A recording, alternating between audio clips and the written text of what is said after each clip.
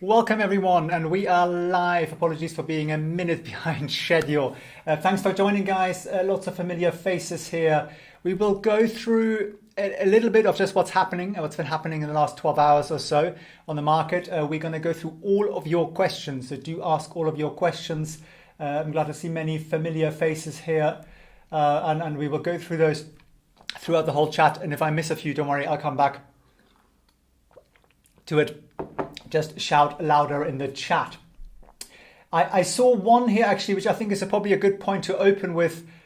Somebody, I can't remember who now, was asking, I think this might be Kaslov, how is it possible, or no, Opcha, why does the Hong Kong market react so negatively when the Baba tech rumors were on the US market, pre-market is kind of neutral?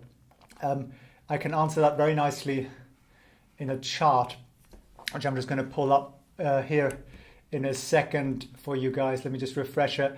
So really what's going on in the US? Well, we have this really bizarre scene of demonstrators or rioters or whatever you wish to call them storming Capitol Hill, getting into basically Parliament and apparently somewhat armed with I don't know what. They found a few explosive things apparently, and somebody got shot, which is never a nice way to start a day or end a day depending on where you are.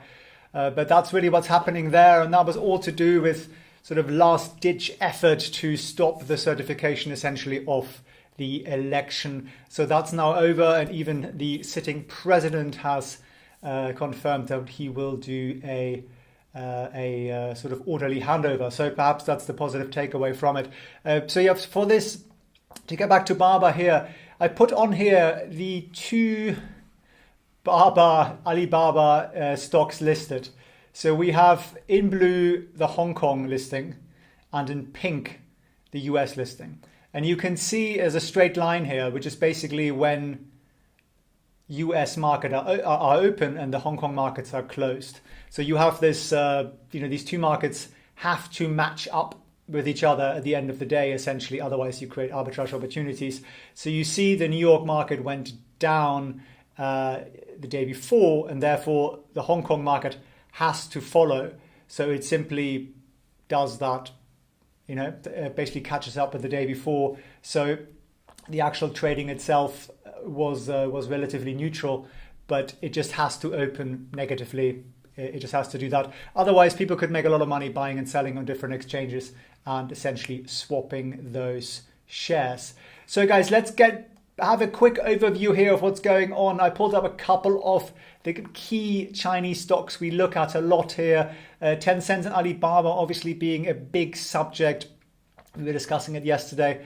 We are going to discuss it again today, this potential threat to delisting. Well, first we saw the WeChat Pay, Alipay basically banned, and also QQ, Tencent's softwares, and there's sort of a ban on Americans, or American corporations and funds, of course, in making transactions with the owners of those apps. Now, we were discussing whether that affects Baba or not.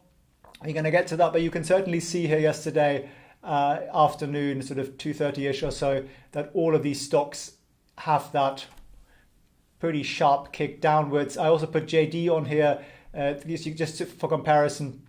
Obviously, excuse me, major competitor of Alibaba, the second largest e-commerce platform in China. And I also put NIO on there, just so you can see that actually that gets dragged down too for no particular reason. And then I put China Mobile on there in purple, which actually didn't have such a bad day. Well, it wasn't a great day still. I must say I feel particularly sorry for China Mobile shareholders. They're having a seesaw ride that nobody really deserves. So that's kind of just an opening of where we are with the market. Then Reuters broke this news that essentially the outgoing administration are considering essentially the Defense Department, because that's how the regulation works. We can look at that again, that they have not finalized plans, but they're discussing adding other Chinese firms to the list, to this blacklist they have. And the rumors are that Alibaba and Tencent could be part of that. Now, how can you make a connection with with that regulation really for Alibaba and Tencent, I think we need to have a quick look at the actual executive order. That's because there are two and it's easy to confuse. So this one that they're talking about in the media today that Reuters was talking about is this one here. It's to do with firms that essentially finance the Chinese military in the eyes of the US Defense Department or the current administration. And it basically says that the following actions are prohibited: any securities or derivatives thereof that are designed to provide investment exposure to such securities of any communist Chinese military company.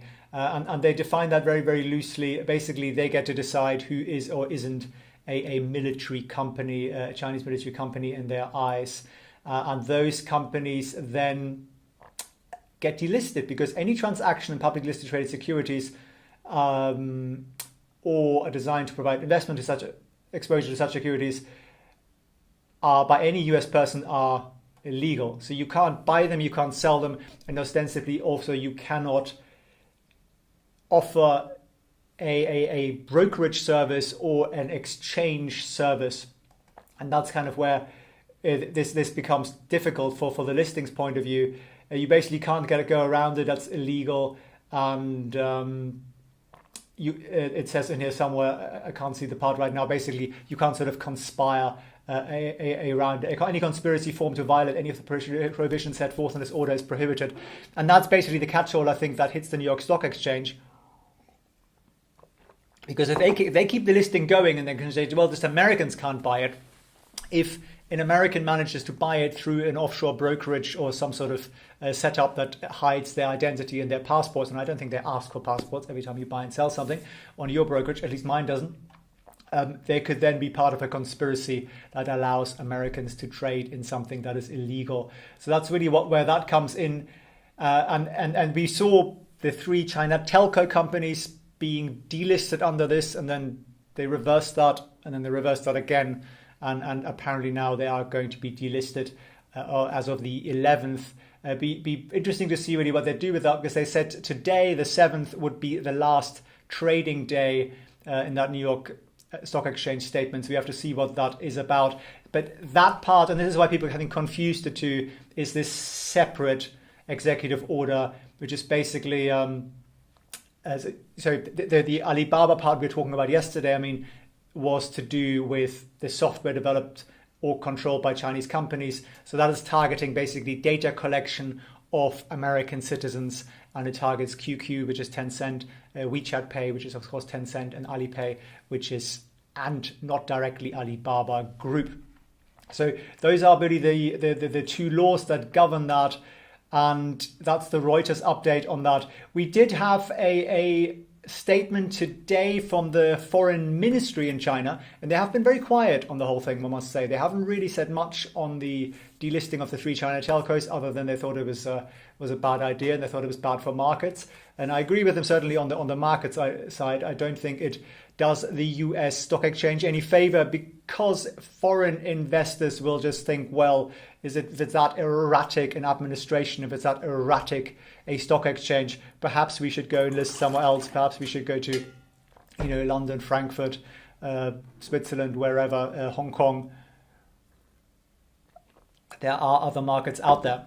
So there's a press conference by the Ministry of Foreign Affairs today that said, somebody asked that US officials are considering adding Alibaba and Tencent to the blacklist of investment restrictions. And the Foreign Ministry spokesperson said, Hua Chunying, that on this issue, I've stated China's position many times in recent days. The situation you mentioned again shows how the United States has generalized the concept of national security, politicized and ideologicalized, that's a long word, economic and trade issues, abused, blah, blah, blah, unreasonably suppressed Chinese companies. And the behavior is a naked double standard on the so-called free market economy and fair competition, and it's hypocritical. The US actions also violate international economic and trade rules, deviate from the principle of fair competition, disrupt normal market order, harm the legitimate rights and interests of Chinese companies, and harm the interests of consumers, including US users, and will definitely weaken global investors' view of the US business environment. Confidence, what ultimately suffers, is the United States' own national interest, national credibility, and national image. And she said China will take necessary measures, and that's always the phrase they use, to resolutely safeguard the legitimate rights and interests of Chinese enterprises and resolutely support Chinese enterprises in safeguarding their rights and interests in accordance with the law. So not a particularly surprising statement there from the Chinese Foreign Ministry spokesperson. They're obviously not happy about it. Note though, they're not issuing sort of threats. They're not going to say, if you do this, I'm going to do that. This sort of tit for tat thing we've had for a couple of years now. They're not doing that. And I think they are keeping quite neutral on their statements because they're waiting for the new administration and they actually do not want to antagonize them needlessly. So they are just making a statement which is actually not particularly political, I would say, for once. So that's really where we are with that. So guys, let's take a couple of questions and then we look a little bit at some more Tencent and Alibaba news here and run through what else is happening today. Everyone who's on this live chat, on the 152 of you, I appreciate you joining. We are here live most days from Hong Kong, sometimes several times a day from Hong Kong, really with the aim of taking politics out of the financial news and looking at the facts, looking at what is happening. So I appreciate your support, guys. If you do like this kind of coverage, guys, hit the like button. You cannot believe how much that helps me and how much that helps to spread our message of policy-free, if you will, financial news, looking at actual valuations and stocks and interesting things about interesting companies and having a nice friendly chat about it. So I appreciate if you guys hit the like button. It doesn't cost you anything and it helps us a great deal to grow our channel. Let's grow this community so we can keep going here. Let's run through a couple of questions here, guys. Kaslav, thank you for joining. Good to see you as always. When we will see better news for Baba? Is there some conspiracy behind these news? Goes up really slow but falls as a rock. I sadly cannot tell you when the bad news ends. I mean, a lot of this is political, of course. I mean, we have the sort of bad news from the China regulatory side, but I think we are almost over that in a way. I think that's pretty much priced in. I don't expect sort of major surprises there. And we talked yesterday about the Goldman sort of bear case valuation, and I'm kind of with that. As always, guys, this is for entertainment only. This is not financial advice. Please bear that in mind. I don't think there's a conspiracy with this. I actually think that possibly with this delisting flip-flop regarding China Mobile, one could argue that might actually be planned. And it's just a sort of slightly mad thing that this current administration is up to. If you really want to cause chaos, you don't just announce it, you repeal it and you announce it again, you repeal it and you announce it again, and then everyone's like, wow.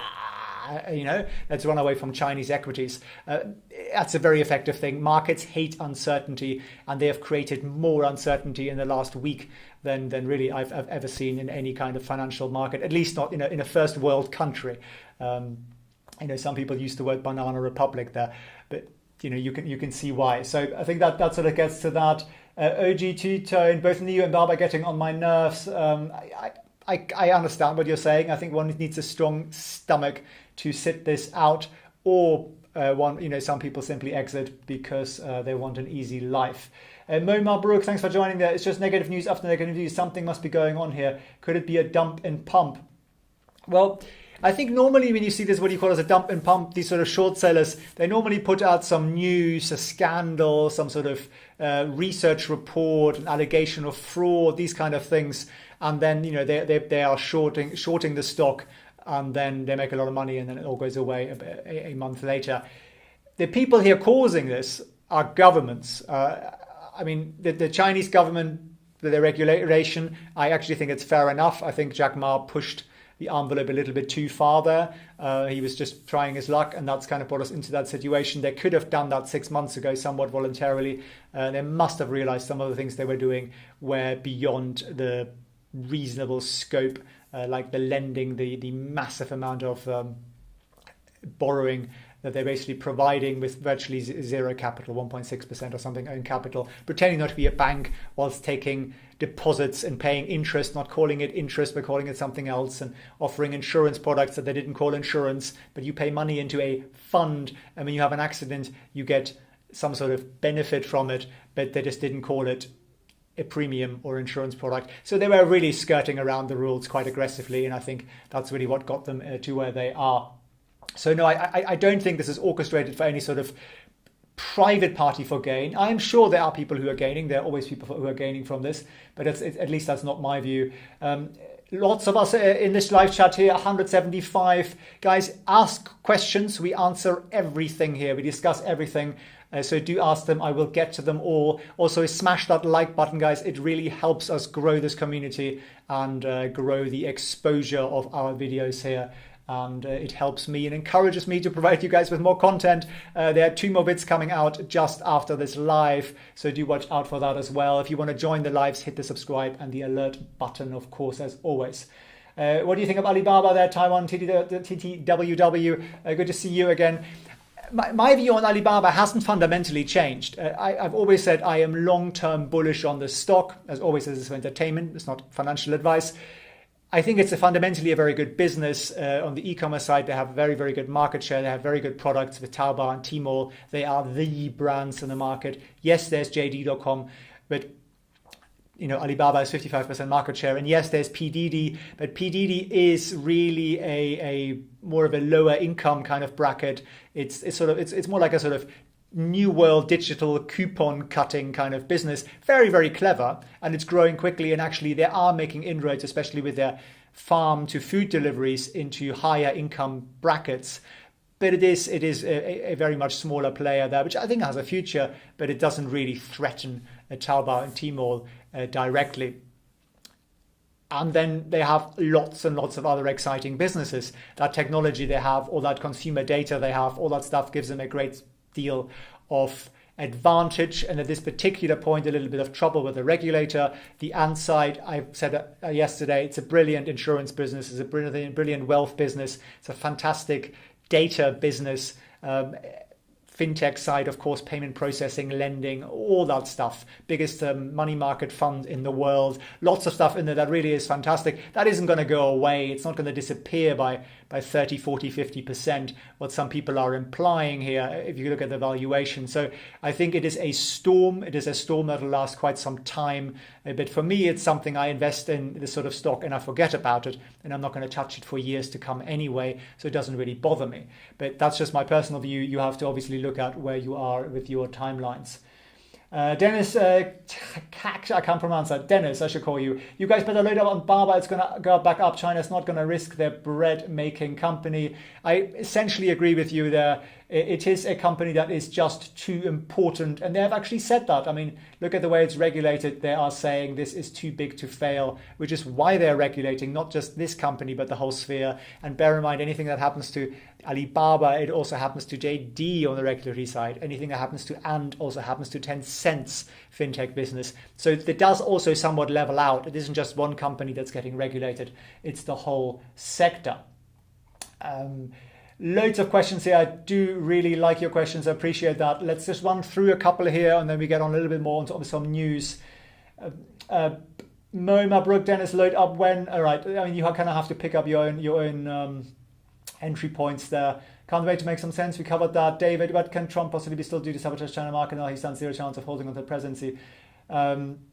I don't think there really has been a question of him holding on to the presidency, at least not in the sort of wider world. I think there is a group in the United States that still somewhat believes that, but you might never change their mind. I think it was always clear there would be a new administration coming in, but you can see what they have done and what they can do. You can throw out these administrative or executive orders, and it makes it a challenge for the next administration to repeal them if they specifically target China and they use the word military and these kind of things in there. It might make Biden look weak on China, and he doesn't want that either. So it does become a challenge, and it creates uncertainty for us. If they linger on the sort of books and they don't get repealed, then we constantly worry about it. So he can still cause quite a lot of chaos, and that is precisely what they're doing.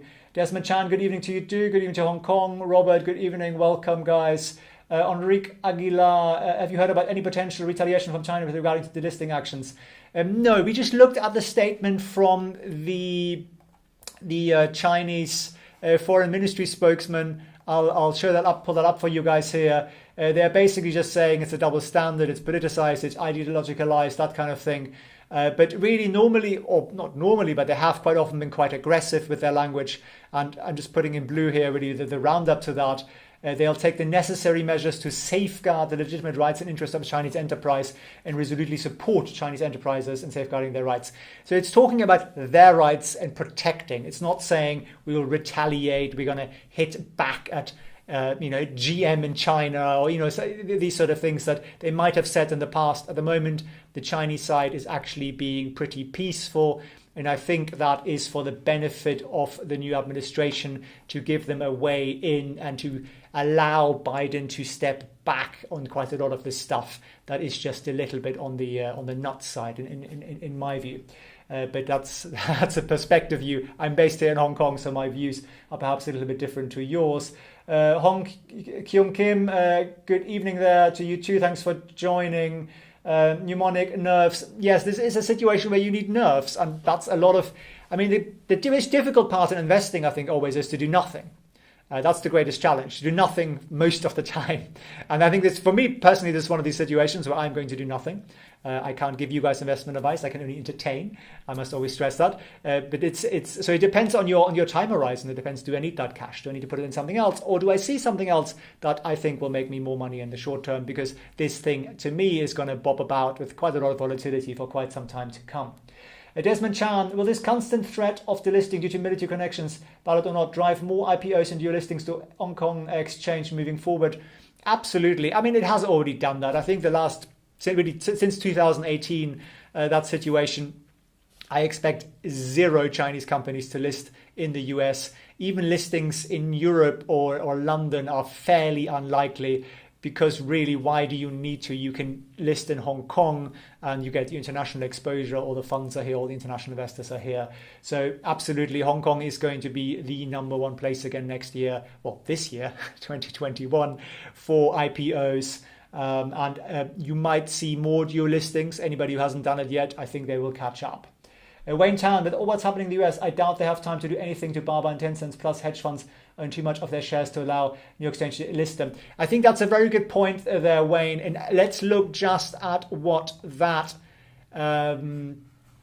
institutional holding is, and we'll pull that up. So let's start with Alibaba here. So for those of you who are not familiar, if you're an institutional investor, so if you're a fund or something like that, every quarter you need to file a piece of paper called Form 13 F or so, or G or A, I think it's F for funds. And in that you need to declare all the stocks that you have acquired and you hold at the end of the quarter. And it's sort of for transparency, it's good for the market, and it makes it more difficult for people to sort of build up positions in secret and do sort of secret takeovers and these kind of things. So look at the shares outstanding here. This is Alibaba, 2.7 billion shares outstanding. Institutions hold how much? 438 million? No, 438 billion. This is thousands of US dollars. So institutions hold 438 billion US dollars of Alibaba, of group, Alibaba stock. And you can see some of the more recent guys. So we know some of the big investors, SoftBank, Joseph Tsai and Yahoo. Well, Yahoo much diminished nowadays, but you can see some of the recent purchases. Basically, you can see all of them really from the last quarter's filing. And you do see quite a lot of American names in there. Invesco, for example, pops up all the time, which is the Invesco Oppenheimer Group for their various funds. You can just scroll down this. If you guys are interested, I can give you the link. It's fintel.io. It's quite an interesting source if you're interested in this kind of thing. These are a lot of American funds that are buying this stock and are holding this stock. BNY Mellon, that's Bank of New York, Mellon Sustained Balance Fund Services. Some of these are quite small, but some of them are also very substantial. Vanguard. There are a lot of big names in here. JP Morgan, that are Wealth Advisory Solutions LLC. That's obviously an American fund. So there are a lot of US funds and hedge funds and equity funds and index funds, etc., that hold this. You can also go down in and look who the top mutual funds are here. It filters that for you. It takes a second to load, but it basically gives you then the top funds. Some of them are Hong Kong here, obviously, Neumann Advisory, M&R Capital, etc. But here we go. So these are the funds, and it gives you an idea of what they're buying. Invesco here, for example, quite big purchases. Fidelity, quite big purchases. Davis Global, Rao Price, Harding Levin. I mean, I'm not going to go through them all, but you get the picture. So Alibaba, more than $400 billion of fund and institutional investor money in there. And then if you look at Tencent, a little bit smaller, of course, but still $5 billion in there of institutional ownership. And again, you can see quite a lot of, Oppenheimer again, quite a lot of these guys. Let me pull up the funds again so we can have a look at who the top mutual funds are that own Tencent. And Tencent is an over-the-counter stock, right? It's not a sort of NASDAQ listed stock. And you can see some of them here: Marcisco, Wells Fargo, some American growth funds. These are pretty substantial marks. Fidelity in here, some of the biggest guys, Touchstone. I mean, Wells Fargo again, Cornerstone, Barron Emerging Markets, Buffalo, etc. These are Invesco, Schwab. I mean, these are serious American and international mutual funds. They don't want this to be delisted. And I am sure they are doing their utmost to talk some sense into the new administration. But the outgoing one is making it very difficult by making these links with the military and this kind of stuff, national security, which, I mean, in my view, it's a load of nonsense, but you can make that case. And I've been saying that with any Chinese company, you can find a government link. Alibaba, certainly, we were talking about it yesterday. They do some really exciting stuff with export software. Basically, they're linking 7 different ministries in China and allow exporters to file their paperwork in one place, and they don't have to wait for tax refunds and VAT refunds and file with all the different authorities as they currently do. And they're running these trials in a couple of cities and areas. We're talking about Dongguan yesterday. Now, that's a service they're providing to the government, right? So you can always make that case that that's happening.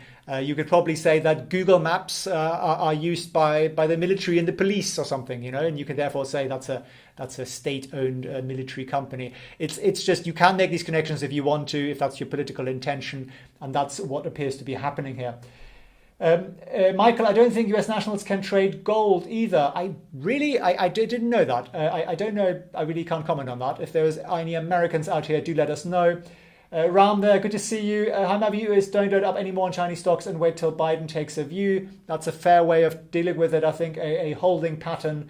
You think the anti-China rhetoric will continue, but not unilaterally, and the tone will be different, less harsh or rough. I think that's probably a sensible view on that. I don't think it's going to just stop because sentiment is been pushed so far in one direction in the US. I mean, just read US media, and the word communists and that kind of thing is thrown at every opportunity for no particular informational reason. Jack Wiggins, hey Felix, checking in from London. Do you know any reputable funds who have purchased Alibaba stock recently? So Jack, we were just looking at that literally. I think you probably saw that we pulled up a bunch of mutual funds there, and you could see the recent dates when they were buying that. I've seen people say Vanguard has recently purchased a ton of shares a few days ago, but not sure if this is speculation. All right, let's pull this up again as you were talking about that.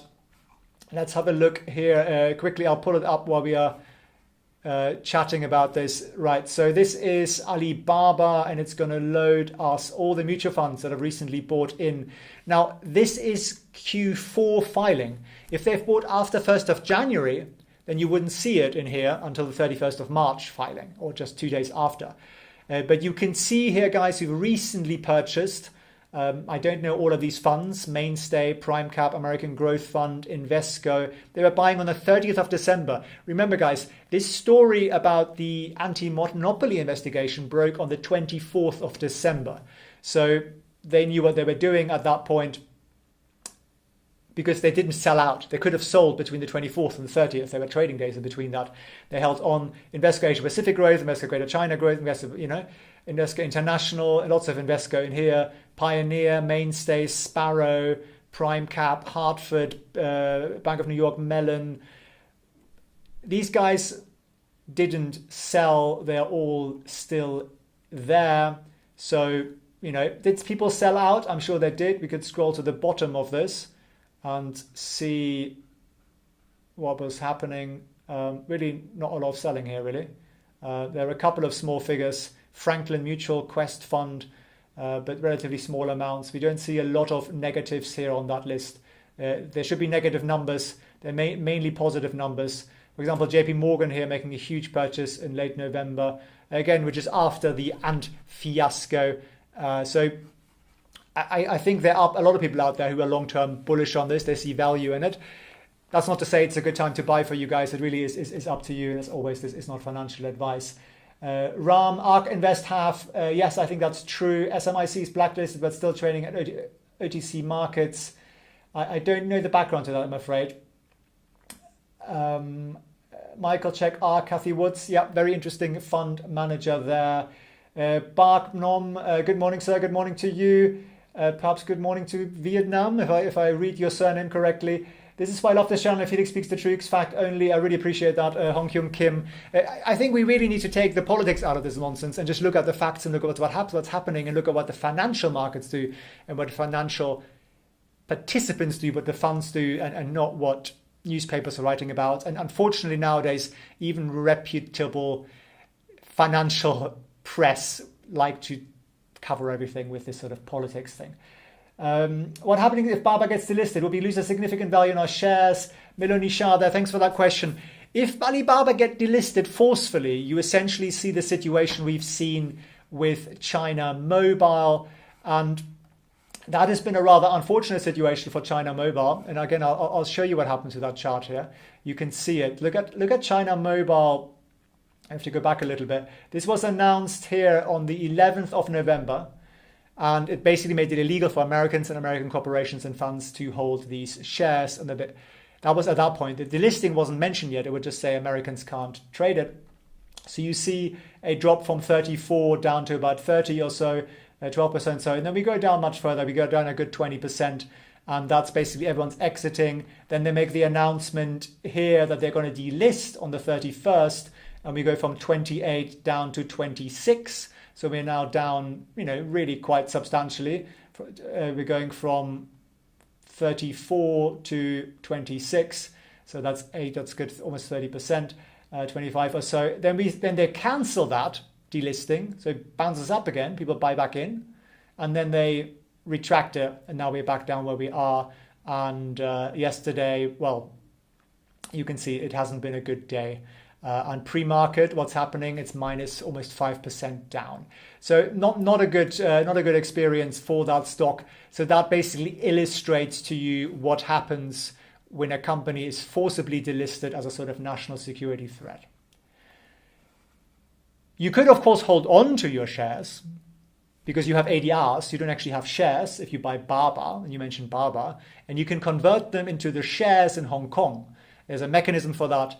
Now, if you're an American citizen or an American permanent resident, that isn't an option open to you if that would happen. And we are speculating here. We don't know this is happening for sure. It would be illegal for you to hold it, for you to trade it, so you just have to sell. It's your only option. You will lose money.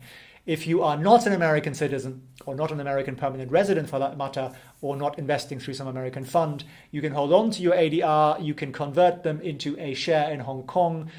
You might need to change broker for that if your broker doesn't cover Hong Kong, but that is all legally very easily done, really. You might need to fill in a piece of paper and simply transfer that share over. Now, if your broker is a US company, again, that might be a little bit difficult for you again, and you might want to do that rather quickly because, again, for them transacting in these ADRs is going to be tricky for them.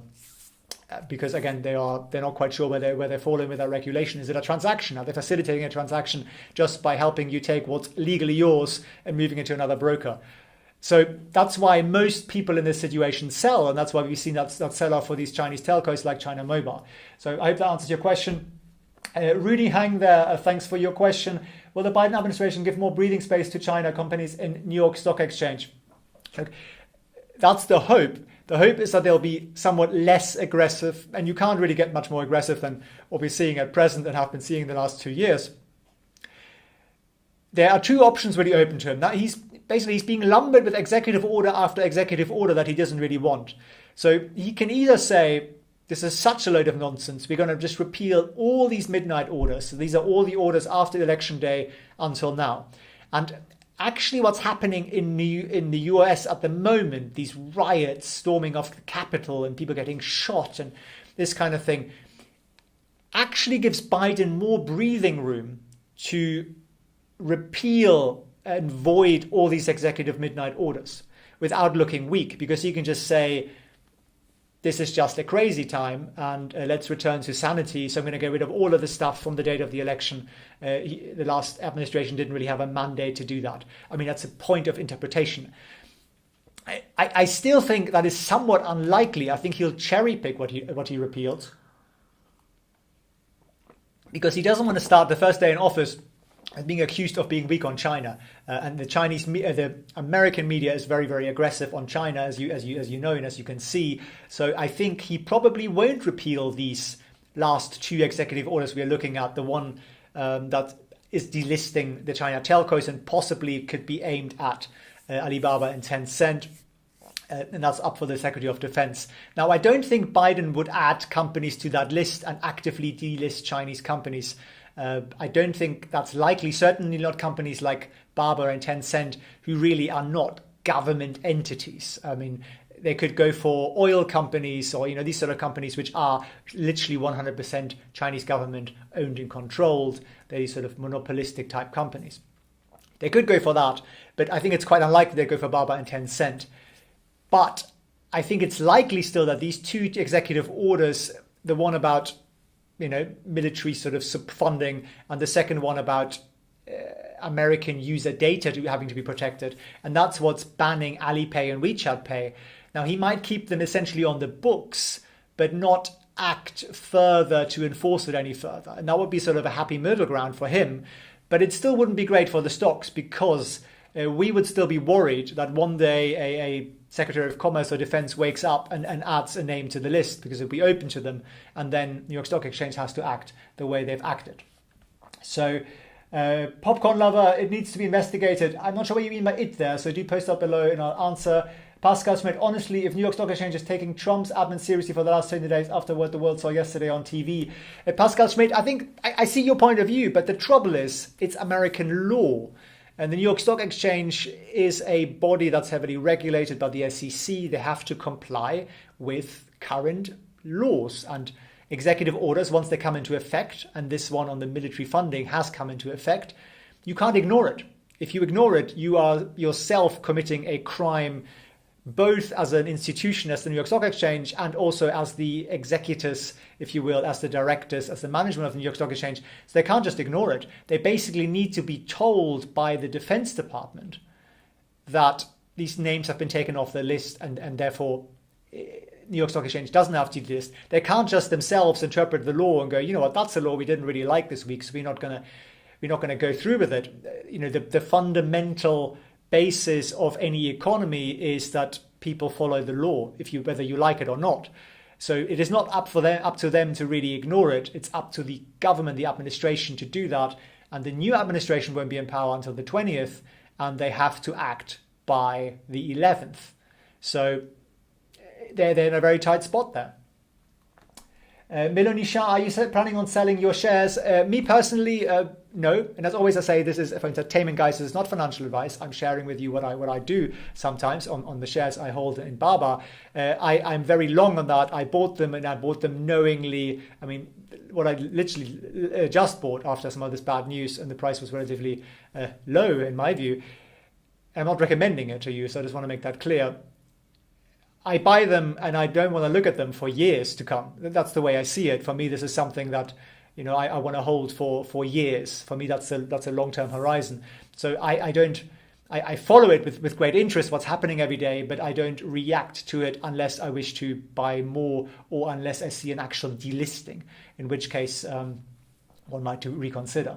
So I hope that answers your question. Have you faith in all stock diminished? Have you thought about selling Arthur Chu in Ali stock? I think I just answered that. Isn't the delisting part of Trump's policy? He's no longer a president, Petkov. Well, it is part of his policy, but he is still the president. Whatever your views are on that, he is still the president until the 20th. You can't change that. I mean, unless they do something drastic. NBC and news were talking about that today, but I think it's pretty unlikely that the vice president evicts him on sort of insanity grounds. I mean, we've had a lot of this. We had a lot of talk about impeachment. These things never happen. It's just political noise. There are only 13 days left. There will be a normal transition as we would expect. But until then, this man has a pen and he can issue as many executive orders as he wants, and he can irritate the stock market and Chinese stockholders as much as he wants to. How likely is Alibaba Tencent delisting in your opinion? I think it's unlikely because there are a lot of other targets that are much easier to justify. Like, for example, the petroleum companies, the Chinese ones, and these kind of oil companies and stuff. They are much easier a target because and they are actually owned by the government, whereas Alibaba and Tencent, they have government connections like everything does. Everybody has a client who's government. They own shares in some government parts, and they have some government pension funds that own bits of it and stuff like that. But they're not controlled by the government. They are actually the most private companies really that you have in China. So in my view, it's still relatively unlikely. But of course, there's lingering over the stock is still a big problem. So yes, that's where we are. Well, and the other thing is because we only have 13 days left of this presidency. So even if Alibaba gets added to this list and the New York Stock Exchange then acts on that and says, guys, we have to start delisting procedures, Alibaba and Tencent can appeal that. The appeal should buy them 10 days. They could also go to the SEC and file an appeal there. They could also go to the District Court of Columbia and sue there. They could go all the way up to the appellate courts and the Supreme Court and challenge the legitimacy of the executive order. And the only point of that will be that all of that takes time, and it buys them time until after the 20th, when I think a new administration is unlikely to want to wipe out 400 billion US dollars of institutional holdings in Alibaba, for example, which I think you can't really accuse. I mean, you can if you want to, but they are not a military company I think in a more sort of rational point of view.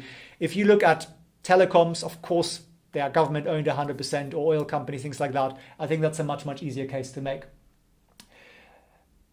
OG2, you're going to sell your Alibaba shares, it's giving me a headache. Look, I think a lot of people, of course, have that feeling. They just want to sleep at night. And I think that's a very reasonable thing to do. GMO free, does anyone know anything of Kathy Wood's ETFs? Of any medical animal testing involved? I mean, avoiding medical companies that test on animals. Thanks, guys. Very fair point. Actually, I share that sentiment. I avoid companies like that. And that's why a lot of the genetic space for me is a bit of a challenge. But yeah, if any of you know more about that on Kathy Woods, do share. Param no delist, biggest New York Stock Exchange companies, 3 million fees to US, not state-owned, Trump out soon. Okay, you're basically just arguing that the financial industry does not want this listed. It's shooting themselves in the foot repeatedly. I think that's a very fair view. I'm also with that. I think the new administration would not do that to Alibaba and Tencent. That's my personal view. Alexander Nikolaev there, thanks for joining us. May Mr. Trump technically cause any harm to Alibaba and other Chinese stocks in the remaining couple of weeks, or if he will have enough to support? Okay, so I think just to explain a little bit, so he's definitely out on the 20th. I mean, there's no chance of him extending that. He can't. The executive orders are basically orders that are within the power of the presidency. So he can just make up these orders that have basically legal force that do not need approval by Congress or the Senate. And there are limits to what he can and cannot do defined by the Constitution, and you have to ask a constitutional lawyer exactly where the lines are drawn. But the things he is doing presently, for example, within the national security remit, he's got quite a lot of leverage to come up with things like this to protect American interests and to sort of harm or defund enemies of the United States, as however he defines them. So he can issue these executive orders without having to involve Congress or Senate, so he's free to do that. Valentin, hope and patience will pay off. I feel the same way there.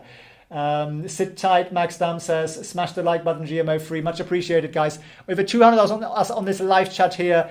Really appreciate you guys. I report live here from Hong Kong every day. We try to take the politics out of stocks and look at numbers and valuations and exciting things happening, especially in EV, fintech platforms, etc. We're going to look at some Bitcoin after this also. So if you enjoy this kind of coverage, guys, hit the like button. It's not just because people always ask for it. It is because the algorithm of YouTube rewards it. So if we want to grow our community to grow, if we want more people to view these videos and more people to be interested in more neutral analysis and neutral news, please, guys, hit that like button. It helps me a great deal. Much appreciated. I think Biden might use leverage to pressure China into more concessions. Guess the American base wouldn't like him to be easy on China. Desmond Chan there. I don't think he'd be easy on China, but I think it'd be hard to be much harder on China. It's the current president there. Let me just see. I think I missed a couple here. Are you buying Baba at this price? Samir Gandhi there. I think you need a strong stomach and you need a very long-term horizon if you're looking at that. What do you think long-term it'll take for Baba to reach 300 again? Lows are burned there. Thanks for that question. I mean, look at after that video we did yesterday on Goldman's valuation, and they're basically saying that their worst case is something like 265. The worst case out of the current regulatory problems, if you slash the fintech side and you slash earnings on the e-commerce side, that's where they end up. And they say otherwise they'd be well above 300, they'd still be at 350 or so. So I think fundamentally it's a business that's still there. It's a bit like a tsunami that's hit something or a power outage, but fundamentally the economy is still there, the company is still there. So it is a storm, it's a big storm, but you need to ride it. I'm going to ride it out. I'm not saying you should, but I'm going to. And I think when we get to a point where we have the fintech regulation in place and Ant is in its new form in the holding company, and we're going to see a new application for listing of Ant here in Hong Kong, I think that's the point when we'll be in happy land again. Max Dam, Trump is getting so much negative push. If tried to executive order to ban, he would get overturned by Congress immediately. Now, I'm not a US attorney, but I don't think Congress can really overturn them very easily. I think if it's within the power of the remit of the president's power, and it is quite a powerful executive office, it's not like a sort of prime minister in the United Kingdom or somewhere like that, where they essentially have zero executive power. All the power vests in Parliament, and if they want to do something, they need to ask Parliament. The US has a pretty strong executive arm in the presidency.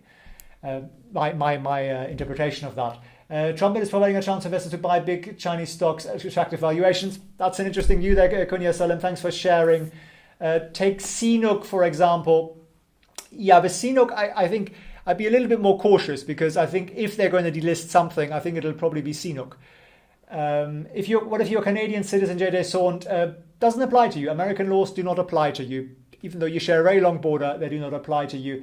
If you are worried about delisting, trade somewhere else, i.e. here in Hong Kong. China would retake against Apple and VDA if ban happens for market time, huge turmoil. Congress would ban is beyond the scope of the president, Max Dam says that. Now, you might well be right. I'm not a US attorney. Would China really retaliate for these telecoms? Because, good question. I mean, you could say about Apple, for example, China makes a lot of money out of Apple. China makes all the Apple products.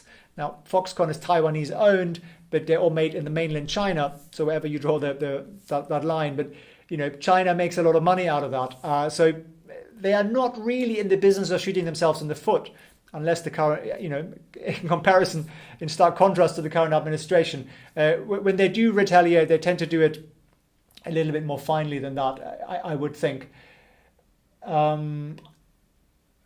Lots of questions here, guys. Let me get through these. I really appreciate you guys asking questions. What do you think about Baba after Ant Group regulation? Second question, do you think now's a good time to buy back blacklisted all caps CNOOC after the price went so low? Yaga Mioto there, appreciate your questions. I think CNOOC is so low because people see a much more real delisting threat there, because it falls much closer to the telcos. It's really state-owned. It's oil. It's easier to sort of justify. It's not a company that sells lots of soft and fluffy stuff like Alibaba does. Your first question about Baba after the regulation. So I always explain that Ant is not just a revenue earner for the Alibaba group. I think in Q4 was something like 600 million or something. That's almost irrelevant. And provides consumer credit and vendor credit to the Alibaba platforms. If you want to hold Singles Day in the 11th of November, imagine $79 billion of goods were sold in a very, very short time period. You need to make sure that your vendors have inventory because Chinese people expect to receive goods, if not the same day, the day after. That's just how logistics works in China. It works very well. So they need to have the inventory. So all these thousands and tens of thousands of small shops you have, you need to give them credit so they can build up the inventory. So Ant does that through Alipay. And all your consumers who are buying all that stuff on the day because it's like Black Friday, their special offers, they need short-term consumer credit to be able to buy all that stuff on those days. So how do you achieve that? Consumer credit from Alipay, from Ant. So if the ability of Ant to lend is severely restricted, that impacts Baba. And to me, that is the only real risk from the Ant side to Baba. Everything else, it almost doesn't really matter. The capital requirements and all these things doesn't really matter. It just squeezes the margins of Ant. Yes, okay, fine, but it's still a great business. I mean, they're essentially a credit card business that has an insurance business and a wealth business. If you just take the payment business, the credit card business, look at Visa cards and MasterCard's valuation, they're doing pretty well with regulation that is similar to what we are rumoring about in China. So if we get the same regulation as in the US, it's still going to be a great company. Chan Yuli, House and Senate, yes, they are going to be democratic. Some people will be pleased by that. I try not to go into politics, but it certainly has some positive impacts for EVs, for example. Check out my video on that on NEO earlier if you're interested in the EV sector. Sergey, thank you, very welcome. Peter Chu, actually think about this. If you have a long time horizon, like 10 years, there's no problem at all in terms of delisting issue. Alibaba will still be listed, which is at worst listed on the Hong Kong Stock Exchange only. Well, I think if you look at a very long-term horizon like that, almost everything is going to be all right. So if you fundamentally believe the company isn't going to go out of business, most stocks, they do very well over that sort of horizon, Peter. I do agree with you. Desmond Chan, Bitcoin, please. Any ideas on how to purchase from Hong Kong? Desmond, I've answered your prayers already. After around midnight time Hong Kong, I've got a Bitcoin video out there. If you want to know how to buy them, you can do it through Hong Kong brokerages, of course. There are some local ones also. Coinbase is one of it's the biggest one, really. They're going to IPO as well, which will be interesting as well, and we're going to watch that space too. Are the two Bitcoins at 38k ready to let wallet loose and gamble up? Question mark. Yeah, we might as well do a live Bitcoin chat in the next couple of days. But first of all, we'll get through some of this Alibaba and Tencent stuff here. How to mute the stream for the majority? Will you upload a summary afterwards? Always. It always goes live straight afterwards, so you can go back there. Here's a question. I've held Alibaba through countless government actions, dipping it already. No reason for me to sell now. Lol. If you're very, very long term, I think that's a fair view. American media hates Trump more than China right now. It is actually interesting that outlets who've been quite or very pro-Trump are being, even they are somewhat shocked by the language we saw today, given the severity of what we've seen at the Capitol today. So perhaps there'll be somewhat of a reset. Perhaps we'll see a little bit of a softening. Rick and HKG, Hong Kong market's about to open. Ciao for now. Okay, someone's going to go off trading. That's fair enough. We're going to have a quick look also where we stand at the beginning of the opening hours. Does owning JD and Alibaba conflict with each other? Would you own both? They move very similarly, and I'll gladly pull up the charts for you so you can see what I'm talking about. They are direct competitors, of course. Let me just show you the chart here. So here, let me get rid of some NEO and China Mobile so that we are just left with, okay, we're left here with Tencent, Alibaba and JD. This is for the day. So if you zoom out a bit for the year, not year to day, the year's too short, 1 year, then you can see JD has outperformed Alibaba quite significantly. The green one is JD, the yellow one is Alibaba. That's sad looking stock at the bottom. If you go at a much longer time period here, you see, however, a much closer correlation. So really JD in light green and and Alibaba in yellow. The correlation is pretty close, but JD has traditionally traded lower. It's really only right here at the end, now Alibaba is getting hit, that you have that sort of catch up. But they are moving very much in the same direction. There's a pretty strong correlation there. So if you want to own the sector, and that's a fair way of doing it, you can spread your bet, if you will, across a couple of stocks like that. You could also put in a bit of PDD. As always, guys, not financial advice. I'm just saying this to entertain you here. That's a fair thing to do. You sort of create your little mini fund of that platform economy. You could throw in 10 cents for good measure if you want a bit more fintech exposure. But bear in mind, they're very closely correlated. So you're not really reducing your risk exposure there. You're just buying into a wider bit of that market. And you are somewhat reducing your risk because you're splitting your money across 2 or 3 companies. But fundamentally, they do move up and down fairly similarly. Although lately, of course, because Alibaba got hit, PDD sort of outperformed that and stuff because they're seen as benefactors. And JD is somewhat seen as a benefactor from the situation. But they have been performing the same sort of shenanigans that Alibaba trading platforms, e-commerce platforms like Tmall and Taobao have been doing. So I think JD, they're not really going to benefit massively from this. I don't really see it. And also, look at my Goldman video after this. We did a video on Alibaba and Goldman's rating. And in that, we look at the 149 top stores on Tmall and how many of them are also listed on JD already, and it's virtually all of them. So there isn't really a lot of room to kind of steal business for JD there. Kraken broker for Bitcoin, Peter Chu, thanks for that recommendation. There are quite a lot of brokers. I mean, actually, most international brokerages nowadays allow you to buy crypto. Bob Green there, welcome again. Good to see you. Hey, Felix, US based here, tuning in late again. Is this delisting threat something we should take seriously, you think? It hasn't happened yet. They haven't added these names of Alibaba and Tencent to that defense secretary's list. I think the 3 telcos are pretty much out because there is just not enough time for them to reverse. There are 13 days left, but the delisting will have to get kicked off by the 13th. Now, New York Stock Exchange could sort of do a slow delisting, so they could stop trading, but take their time with the delisting, and then once new administration comes in and gives them a call and says, guys, don't delist them, they could start the trade again. That's an option, but you would still have a 9-day period at least where you wouldn't have trading. So, that isn't really great. I think the ADR volume in that would be near zero anyway when it opens up again. Although you could see it as then a positive step. It could be a positive piece of news on the 20th if we saw that these 3 telcos are then, after all, not delisted. It would be a reversal of the reversal of the reversal of the delisting at that stage, just to make the story a little bit more complicated. So it is possible. We have seen this administration sort of be as aggressive as possible. They haven't got much they can do in these last 13 days, but they can put out executive orders and they can put Chinese companies on these lists and just aggravate the market and the shareholders. So I think it's a possibility. I wouldn't rule it out.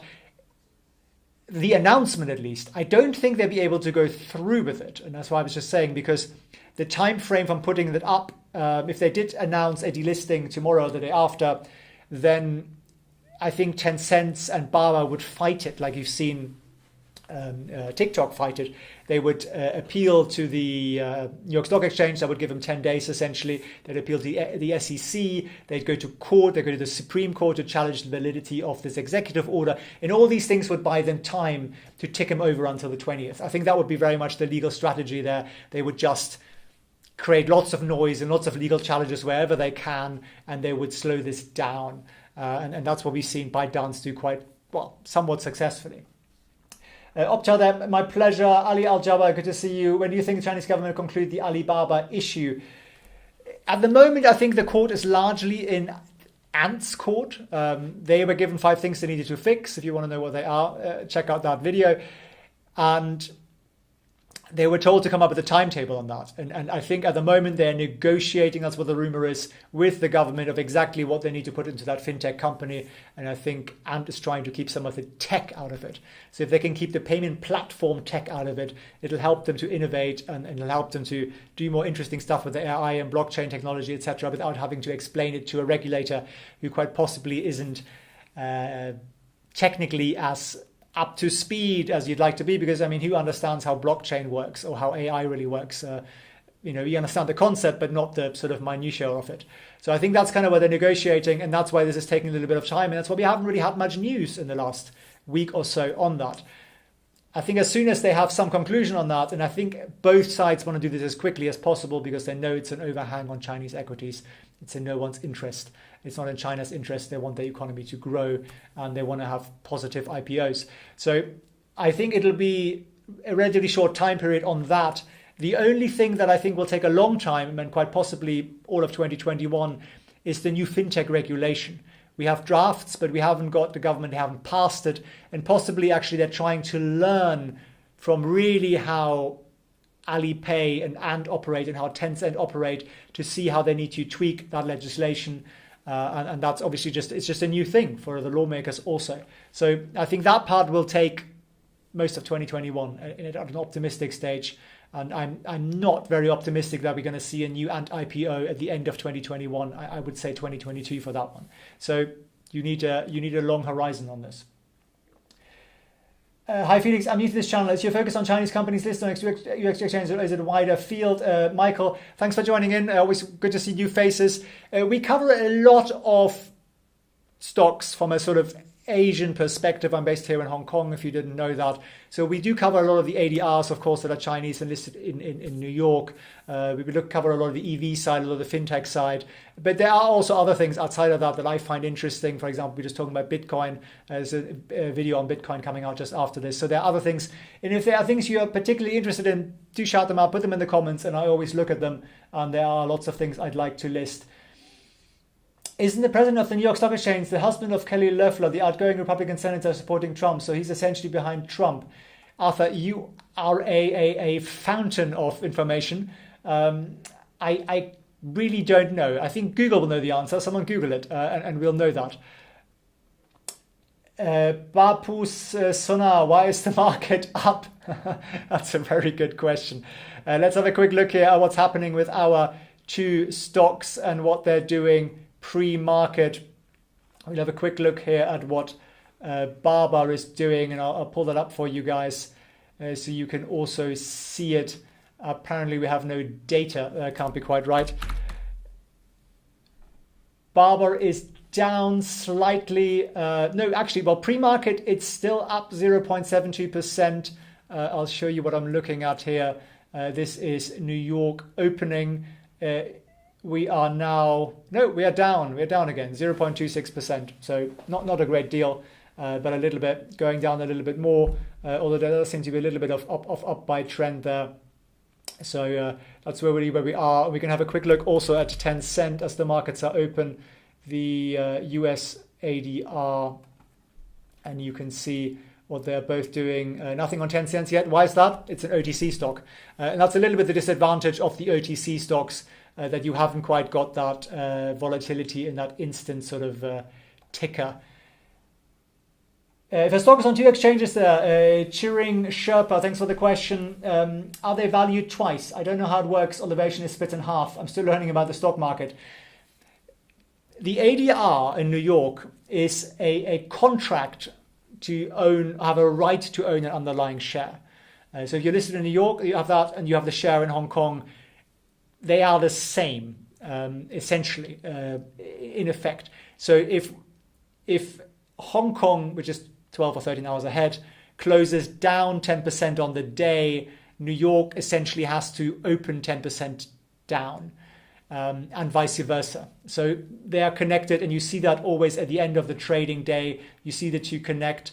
I'll load up a chart for you here You can see that in a second, and I'll show you exactly what I mean on that. But thanks for the question. It's a good one. It's a little bit confusing, I think, for people who are used to companies being listed in only one jurisdiction. But here in Hong Kong, it's quite normal, because actually a lot of Chinese companies are listed in Shanghai and then also in Hong Kong in that dual listing. And then, of course, we have the dual listings with New York separately. So that's kind of an interesting one, really. So thanks for that question. I'll be showing you a chart in just a second when that loads up. Bapu market crash. The chairman of the New York Stock Exchange, Bob Green. Okay, that's really so you're saying that the chairman of the New York Stock Exchange is the husband of Kelly Loeffler, who just lost in Georgia. That's interesting. That is interesting. It does perhaps have some ramifications for why we are seeing these three telcos being delisted after all. LMS is a bit mad. I understand your frustration. I think a lot of Baba shareholders are sharing that at present. There is also a story I want to show you guys just in the SCMP here. I'm going to get to that in a second. First, let me show you this chart just to explain again how the two markets are connected. The blue line is the Hong Kong listing. It's 99.88. The pink line is Baba. So you can see this straight line here, which basically cuts through the time when the Hong Kong market was closed and the New York market was open. New York lost share price, whereas Hong Kong was up here. They have to catch up, and you see the straight line. Whereas when you go to the day before, you see the pink line being straight, and that is New York catching up with Hong Kong. And that's basically what you always see. Go back in time, you always see these straight lines. Why are they straight? Because the markets were closed and you have 2 points that are connecting. So that's basically that. You can basically look at the charts if you want to try and make sense of how dual listing works. There is one interesting article out that was in the SCMP today on the antitrust probe. And let's have a quick look at that. Again, I'll pull that up for you guys from the SCMP. It goes through a little bit of the history, but it does give us a little bit more insight of what's going on. And some of you were asking, where is this going? So it just sort of sums up. Basically, the SCMP, which, by the way, is Alibaba owned. It's an Alibaba subsidiary. That's good to know. So they've gone through 100 antitrust cases of the last 12 years. And there haven't been many antitrust cases in the last 12 years. There hasn't been a single one in this sort of financial fintech or e-commerce side. And it's kind of surprising that they kicked this all off, really, to a lot of people. But they're going to get to what's been happening with these. So the Antitrust Bureau, the SAMR department, they've been handling here these market positions. They're looking at fines. Basically, they've only ever handed out fines. They've never broken up a company. Mostly they're handled by local branches of the SAMR. So the Zhejiang province, where Alibaba is based, they've fined 3 companies in 2020, a medicine sales company, a funeral parlor, and a second-hand car dealer. So not very major operations for abusing market position. And the highest fine was 2.7 million yuan. That's just over $300,000. And then it goes through what the categories are here. And that's kind of an interesting comment here, I think, from them. Alibaba is most likely to fall under the second category of abusing dominant market position, according to interviews with lawyers and legal academics. So they've done some research here for us. The antitrust law stipulates violators are subject to a fine ranging from 1% to 10%. We already know that. The maximum fine, as I said, could be 50 billion renminbi, which is about $6.8 billion. That's the maximum fine they can dish out under the law. Now it says here, and this is based on interviews with lawyers and academics in China, that they will find it hard to establish as a fact that Alibaba has a dominant market position in e-commerce, as there are other major players, including JD and PDD. And it's even harder to find evidence the companies abuse such a position. And here's a Xie from the Beijing University of Post and Telecommunication, an academic here on law. He said it'd be a challenge to use traditional parameters, including market share and raw material control, because that doesn't really apply to a platform. And he added that the charge of forced exclusion, where Alibaba basically blocks or reduces traffic to merchants who open stores on other platforms or offer the same products on other platforms, that wouldn't be included in any written agreement, so it would actually be quite hard to prove. And then there is an antitrust vote into Lenovo last year that used to be IBM, that laptop maker, which is Chinese owned, and they agreed to make changes to their market behavior. In most antitrust cases, they get fines. The average fine for abusing the dominant position for the last 12 years is 1.8 million renminbi, so $250,000 or so. I think we're going to see a much bigger fine than that, but it's just an interesting backdrop.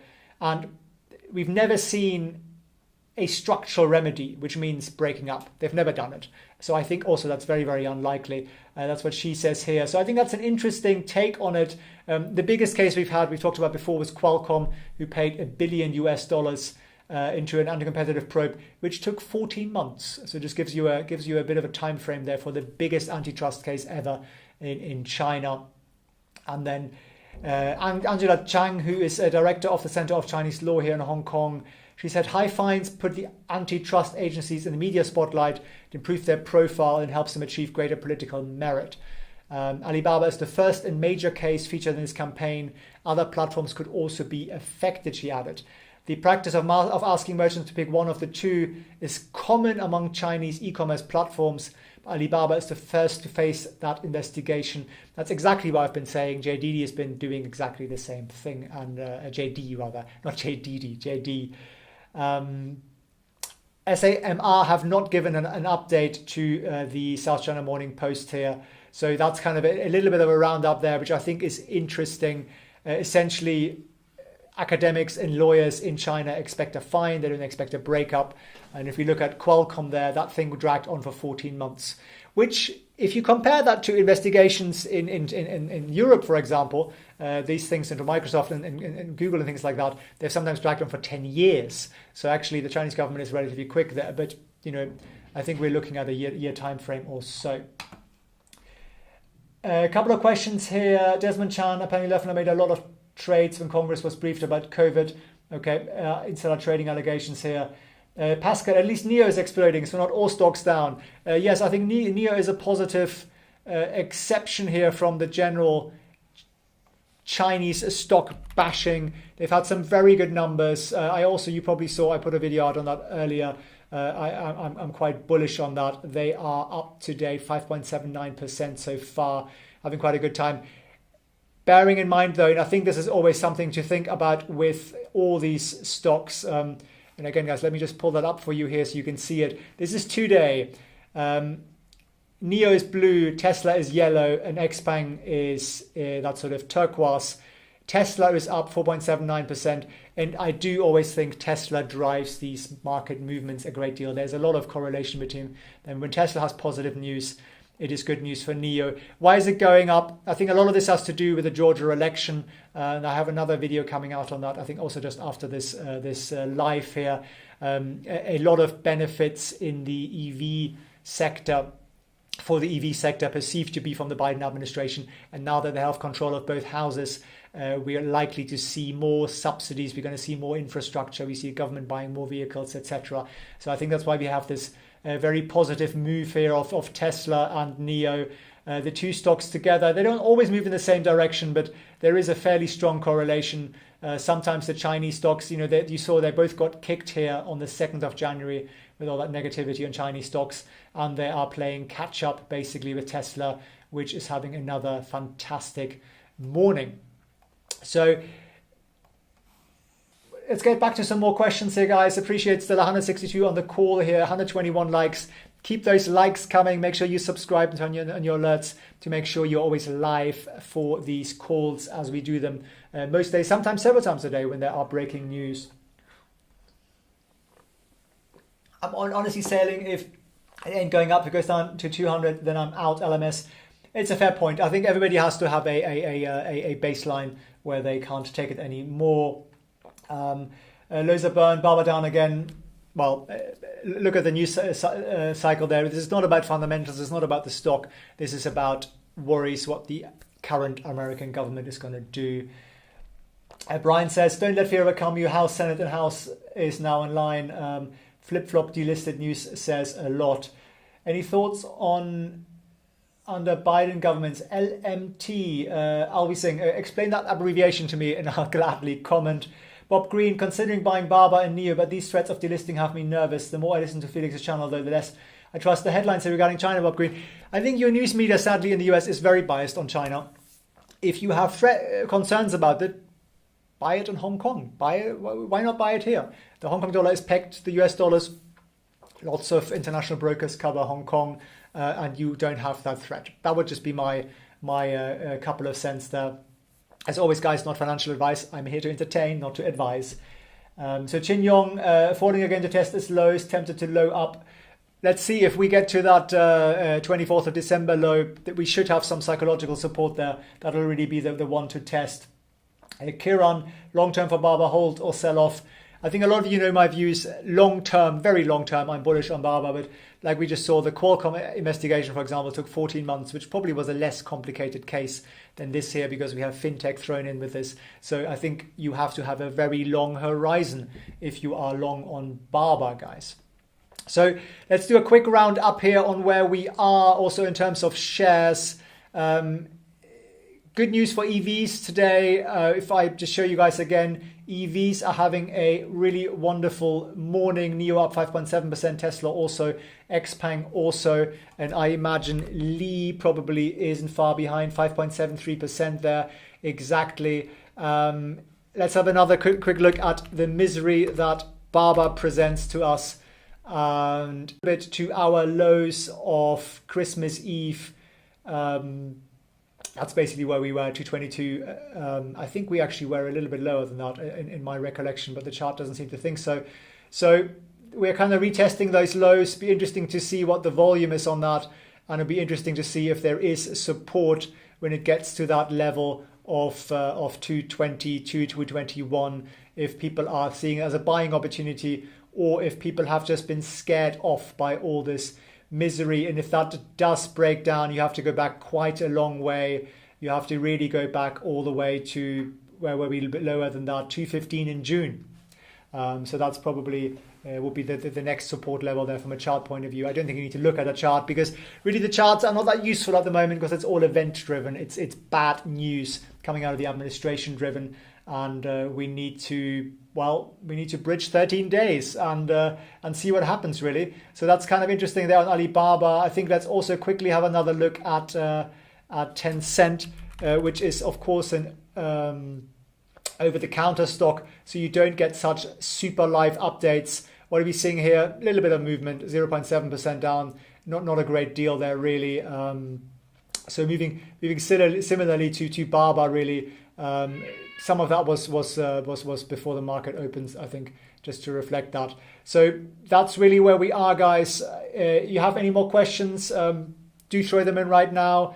That's the last chance to do that. I appreciate everyone tuning in. I appreciate your likes. They help us grow this community. So share our channel if you're interested in these kind of coverages daily here from Hong Kong. Smash that like button as always. You have no idea how much it helps YouTubers when you press likes. It is just powers the whole algorithm completely. So a couple of more questions here, guys. We'll go through them for sure. Pascal Schmidt, any news on the 3 soon-to-be delisted mobile companies? I'm confused where we stand now. Like, will they really delist on the 11th of January? So we flip-flopped and flip-flopped and flip-flopped. At present, the delisting stands. So it'd be interesting. Today should be the last trading day of those, the 7th. And then they said they would still execute trades that predate the 7th until the 11th. So the 11th is meant to be the delisting, but there shouldn't be any trading between now and then. I think there are really 2 options for this. It could really just delist, or we might see the New York Stock Exchange do the suspension of the trading, but drag their heels beyond the 20th, which would give them potentially an opening if the new administration is amenable to it to continue the trade and terminate that delisting, which would be, I don't know how many times that they've flip-flopped on this. But at present, the law, as I understand it, is this executive order has legal force in the US. They can't really go against it unless the Secretary for Defense removes these companies from the list. That chap isn't the most China-loving man in the world, to put it politely. So I think that's very, very unlikely. So I do think the 7th or definitely the 11th will be the last trading day for these three telcos. And again, that'll be a negative news item, I'm afraid. We could just hope that the 20th will be a positive news item, and then we look at it at that. I'm joined by my cat, the chief analyst here. You might hear her in the background. Sell if you have a better place to allocate, otherwise this is a buy opportunity. That's a fair comment. I guess I should have figured out where the support levels were. Got to work on handling FOMO, LMS. FOMO is a big driver. I think you have to be careful, particularly with these sort of stocks that are heavily in the media, Bitcoin and these kind of things. You have to step back a little bit and see where we are. I've got 5k in money in Barber, average price 220. Jeremiah Cohen, thanks for sharing. Hopefully it drops below 216 so we can buy some more, says Mikhail there, who is bullish, joined by a cat. Barber is retesting lows, hopefully getting a double bottom. That is what happens to growth stocks. Look at the Tesla stock, etc. They go up, they go down, they go up and they go down. They retest those lows. If you retest them twice or three times, you tend to get a much firmer basis there from a psychological point of view. Should I panic sell Barber? Look, I'm not going to advise anybody to do anything in a panic. You need to really figure out what your long-term horizon is. Can you afford to lose this money? Can you afford to not sleep for the year? And how much is it of your portfolio, etc.? What's your strategy really? What's your risk profile? As always, guys, I'm here to entertain. I'm not here to give financial advice. I'm not permitted to do that. Chin Yong is planning to buy there. Bob Green, regarding buying on the Hong Kong exchange. If a stock is delisted in the US, do you know if that means there's a danger of having legal trouble by buying in Hong Kong? It depends on how it's delisted. If you're an American citizen and you are buying a stock, for example, China Mobile, that stock you are at present under the executive order in force, you are prohibited from trading it. If you are an American permanent resident or an American passport holder, you would be breaking the law if you're buying that in Hong Kong. So I can only advise you don't do that. If you are not an American resident and not an American passport holder, you are very free to do that. America does not rule non-US citizens. If a stock is just normally delisted because they voluntarily delist, for example, in New York, you are of course free to buy anything you want in Hong Kong, but you need to watch out for stocks that are on the US blacklist, and you need to check out whether that prohibition applies. And we pulled up earlier, and I'll gladly do that for you again, the executive orders. There are two in place. There is this software development one that my understanding isn't yet in place. I think there's a bit of a time frame for when this has to be enforced at least. So that bans Americans doing transactions with essentially Ant and Tencent as the owners of Alipay and WeChat Pay. The more harsher or the older executive order from 12th of November is this one about companies that finance the Chinese military. And they have a blacklist for this of some 31 or so Chinese stocks. And 3 of these have been designated by the Secretary for Defense for delisting, basically. And if you see in here, the wording is the following actions are prohibited. Basically, transactions in these securities by any United States person, and that's probably what applies to you, Bob, there. And a United States person is defined in here somewhere.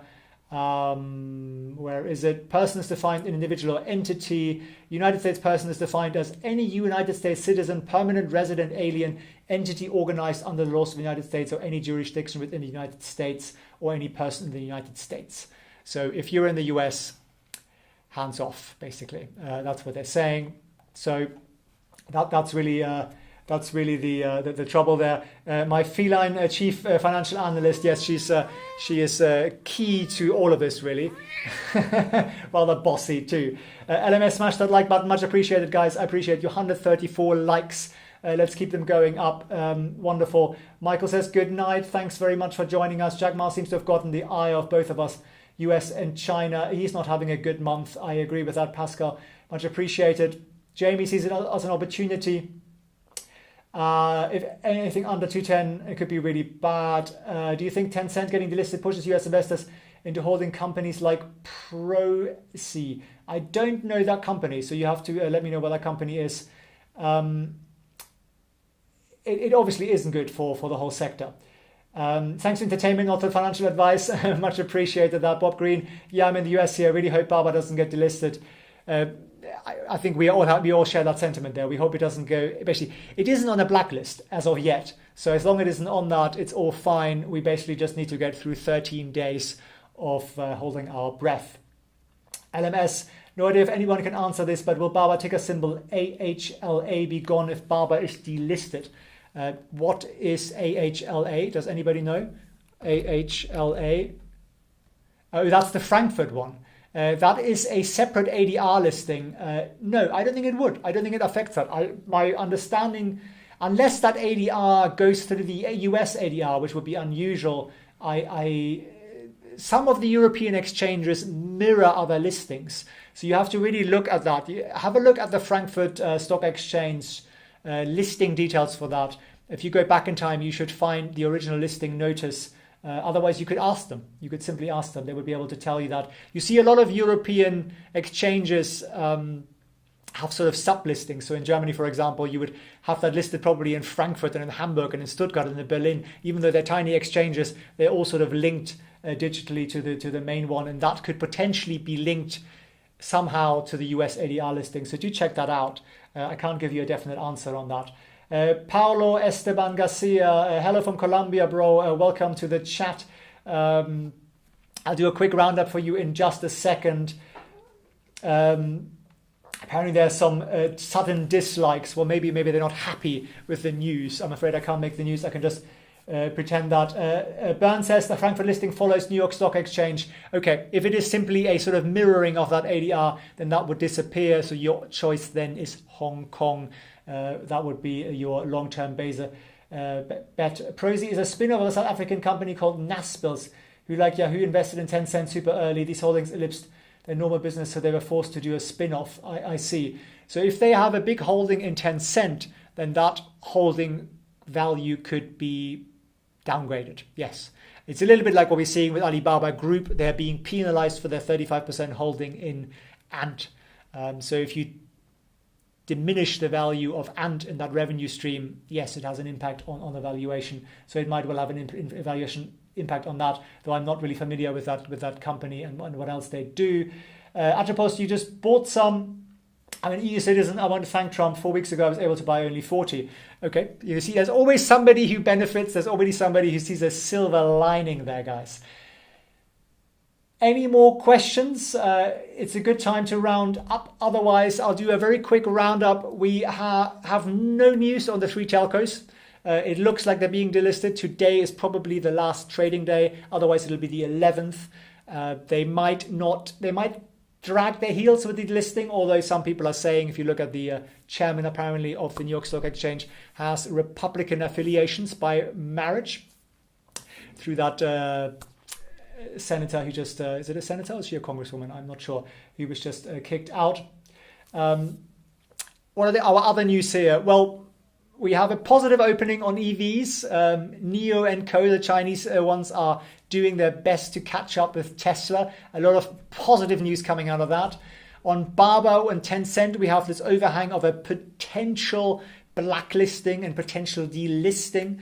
We were talking about that yesterday. There's sort of two angles to that. One is that they directly own WeChat Pay and indirectly have some link to Alipay, which are now banned in the US, which is a load of nonsense, I think, but that's what it is. I appreciate the desire to protect consumer data, but I think there are other ways of doing that. And I think long term that isn't great because the US also gets a lot of money traditionally from Chinese shoppers and that kind of thing. But anyway, that's the story on that. There are 13 days where we basically have to hold our breath to see whether that stock gets added to the Secretary of Defense list for Baba and Tencent. That would not be good news for the stock. So those ADRs getting pummeled again, and there's a general negative sentiment there on everything ADR in the US, with the exception of the EVs, really. We had a little bit of news on the Alibaba investigation, some backdrop from lawyers and academics here in China who are basically saying they expect a fine, they expect a large fine. China's never broken up a company, so they don't expect them to do that here. And we also saw that the biggest antitrust investigation ever here, the Qualcomm one, who got fined $1 billion, that took 14 months. which might give us a little bit of an indication of the time frame, especially given the extreme complexity of Alibaba's linkage with Ant. So that's really a good roundup here. A couple more questions. Trump agrees to order the transfer of power. Yes, I also saw that NBC reported that about an hour or two ago. Pascal, there are no stupid questions, but as a non-US citizen, can I just tell my bank to convert my US ADR Baba shares to Hong Kong shares? Correct. There is meant to be a legal process for this. There's meant to be a legal mechanism for that. So I would ask them, and once you get that answer, Pascal, please share it with us in the comments, because the legal mechanism is there. That's what the legal experts are telling us, that because the ADR isn't a share, it's a contract that's actually offshore outside the US. I think it's in Bermuda or British Virgin Islands, one of the two. And it's a contract to basically give you some right in a share. You can't buy a direct share in the US. So I think you should, if you're comfortable doing that, by all means, go for it. And please share your experience. Your banks may also be a little bit baffled, but it is something that they're going to get asked more often. Bob Green, thanks very much for your thumbs up. Much appreciated. Great contact. Really appreciate your support. Tell your friends. Let's grow this community. Let's get to we got, I think, to almost 2,700 people today following. Let's go to 5,000 the next couple of days. Desmond, thanks for your comments. Much appreciated. Paolo, what do you think is a good price to buy Baba? I don't know if I buy now or wait, get lower. Sorry for my grammar. No worries there on your grammar, Paolo. Your English is much better than my Spanish.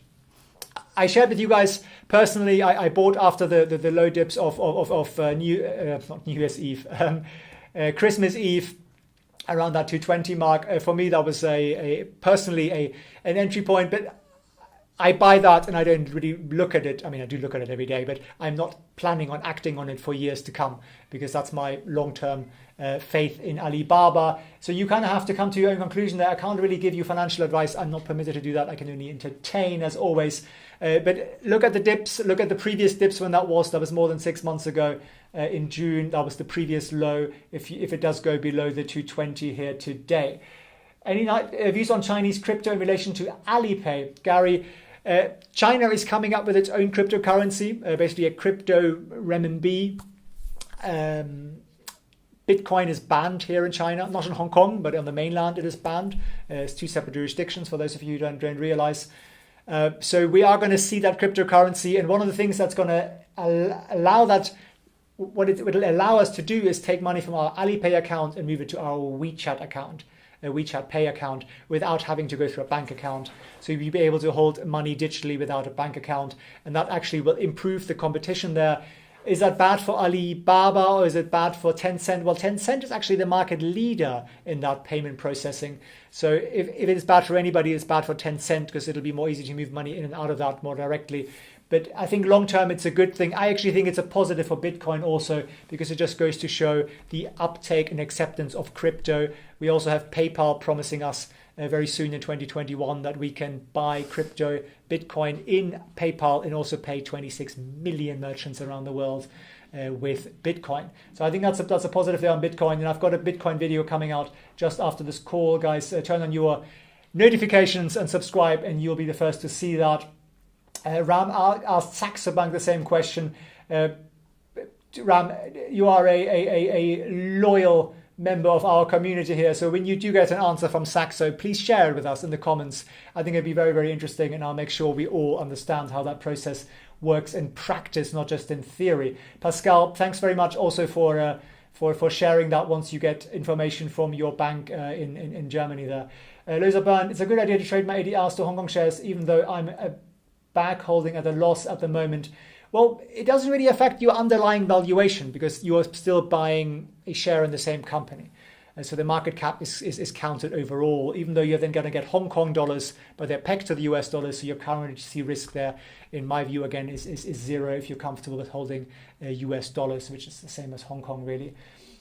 Held in Cayman Islands, Joel Robinson. It might well be the Caymans. It's one of these lovely Caribbean offshores where all the ADRs are. It's Cayman or BVI, or one of those. You're going to give us more juice for 5k, Arthur. Okay, I'm working on that. I think today we'll have 4 or 5 videos out, so I keep working on that, Arthur. Much appreciate your support. Forbes has an article about Jack Ma missing an hour ago. I mean, those guys are so far behind the news, really. I mean, there's actually been a comment from Alibaba on why Jack Ma didn't appear on a game show. And they said, a scheduling conflict. Because it's such a ridiculous question. Of course, he's busy doing something else. If you still wonder where Jack Ma is, check out my Jack Ma missing video. I explain my view on that fully. Hey, Felix, what's your opinion about the nationalization of big companies in China? Do you see greater risk? For example, Alibaba has taken private. I mean, I think you mean public. I don't see a nationalization risk there. I personally don't. No. China is doing the opposite. They're using the private companies to prop up the state-owned enterprises to make them more competitive, and they're getting them to invest in those. So you might see more linkage, yes, but they actually like these private companies that are thriving. Look at Tesla. They are the first privately owned foreign car manufacturer in China. Never been done. Volkswagen, GM, all these giants all have joint ventures with state-owned enterprises. So I think this thought that nationalization is on the agenda here, I think it really is quite the opposite. Saxo said you can't do it. Okay, that's good feedback there. And I think that's the practical challenge I was talking about, that the banks can't quite figure it out. So that's really, I think, the hold up there. Once you can try and force them to. I mean, basically, when you call Saxo, you speak to a call center that's probably somewhere in the Philippines or I don't know where. They're lovely people, but they're not financial legal experts. You don't really have sort of a direct connection there to somebody who really knows what they're talking about. So thanks very much for sharing that update there, Ram. It is difficult to change, or impossible apparently with Saxo. Perhaps not impossible, at least at the first hurdle, difficult to change BABA to 9988. What happens to BABA stock price if it gets delisted? Robbie McGee there. I think the China Mobile story there is really what tells the story. And if you look at that, and we did just look at that, but I'll pull it up again for those of you who have missed it. Basically, that stock went down some 25% or so. Hey, I'll pull it up for you guys here again. If you look at 1 year back, they were blacklisted or put on that list on the 11th of November. Institutions went out, privates went out, delisting got announced, and we lost a good 25% or so of share price. And that's, of course, the same in Hong Kong, because the two have to tally up. So basically, the share price gets caned. You don't lose your stock unless you're a US citizen, in which case it's illegal. You have to get rid of it. If you are not a US citizen, you can, I'm told, legally speaking, convert that into the Hong Kong share listing, your ADR. But we are seeing that's probably quite difficult to do with the banks and the brokerages, because they've never done it before. No one's ever done that before. No one's ever called them up. But it must be possible, because otherwise there'd be no buyers for those people selling China Mobile. Someone's buying that. You have to have a buyer if you're selling. And I'm telling you, that buyer thought, well, I can convert them. Otherwise, why would they buy it? So I think that's just answering your question there briefly. I'm in the US and called my broker Schwab. They told me the ADR company, in this case Citibank, can convert to BABA to Hong Kong BABA. The problem is that Citi will charge fees. David Hong, thank you very much for that update there. I think because you called Schwab and they are a more engaged broker than Saxo, which is more of a digital platform, they're giving you a sensible answer there. That yes, it can be done, because legally speaking, it should be possible. The ADRs allow for that. You can change your ADRs to an underlying stock in Hong Kong. Of course, they're going to charge you a processing fee for that. So that's very, very good to know there, David Hong. Appreciate that. So for someone like Ram, it would actually allow you the option. You could transfer your holdings from someone like Saxo to somebody like Schwab. Or anybody else, perhaps actually do it with a non-US broker. I don't know, it's up to you. And then you could do that transfer there if Saxo proved difficult. But you could probably force Saxo to do it if you really wanted to go down that route. But reaching somebody there who speaks sense is a challenge. I've talked to them in the past. They're lovely if you want to get technical support, but they just don't have that direct client support that some of the more traditional brokers like Schwab have. So David Hong there, really appreciate your update there. I think that's very interesting for a lot of people. Most brokers will charge a $50 commission for future trades of Hong Kong shares. So I think really there you need to go local here. Someone like actually Saxo probably charges you less. Though if you're American, you can't use Saxo. Someone like IB or someone like that might be better. I am still promising you guys to do a video on that, on some good brokers for everybody, no matter where you're from, and I will do that. There's a small fee for buying and trading in Hong Kong. True, there's a small fee, but there is also no capital gains and no tax implications for that here. So it is something, if you do trade stocks in international markets, which I do from time to time, the fees tend to be a little bit higher than if you're trading them on somewhere like London or New York.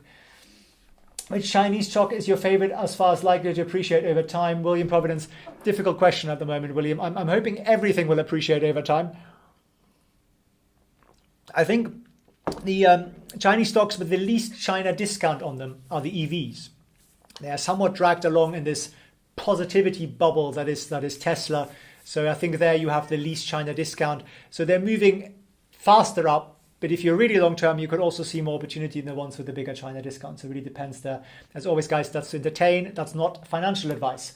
So in short, for small individual investors, it might not make sense to convert ADR to Hong Kong unless your broker is unique and doesn't charge huge commissions. Of course, it really depends on how big your holding there is. If you're holding $100, yours to sell is probably much easier. If you're holding bigger stakes, it might make sense. David Hong there, you're a fountain of information on this ADR conversion. Thanks for doing that research and sharing it. Conversion of ADR to Hong Kong is not a taxable event for the US Inland Revenue Service. That is very positive. And that makes sense again, because your ADR isn't a share. You're actually just converting your contract into the share that contract promises you. So that makes a great deal of sense, David Hong. Really thanks for sharing that update. I think that is very useful. I don't know if Bob is still with us from the US. Otherwise, Bob, do talk to David. He's your man on this. So I think we can pretty much round up here. We can have another quick look on where we are on the stocks here today, intraday. China Mobile is having another bad day, as we would expect. Same with all the telecoms. Look at China Unicom. Misery. China Telecom, absolute misery. Just more negative you couldn't really get. Let's cheer ourselves up and look at NEO, because that's really the only silver lining we have here in the Chinese ADR space. Up 5%. Same for XPeng, Tesla, and I suspect Li will be the same. Very similar there, I think. Also, actually more, 8% up. We can have a quick look at BYDD as well, the over-the-counter stock, and see how well that's doing. That's giving us up also 4.7%. So just the general EV space, I think, is having a lot of good news, and that's all being lifted up. And the whole change of administration, Georgia situation, that's all lifting that. So check out my other videos on that today on the EV space. I covered that. I'm also covering Bitcoin and really what this Georgia election and what's happening in the US at the moment, the implications for that, and my view on that, guys. So hit subscribe, make sure you turn your alerts on so you get those updates. I appreciate your likes. Still 190 are here on this chat, 146 likes. Maybe we can get that up just at the end. It helps me tremendously with the YouTube algorithm and helps us spread this analysis here. So guys, thank you very much for everyone tuning in. David Hong here was the absolute star with his information today at the end. So big thanks to you there, David. I'll be back very shortly with more information on everything China ADR related. Lots of updates to come, guys. Keep tuning in and see you very soon.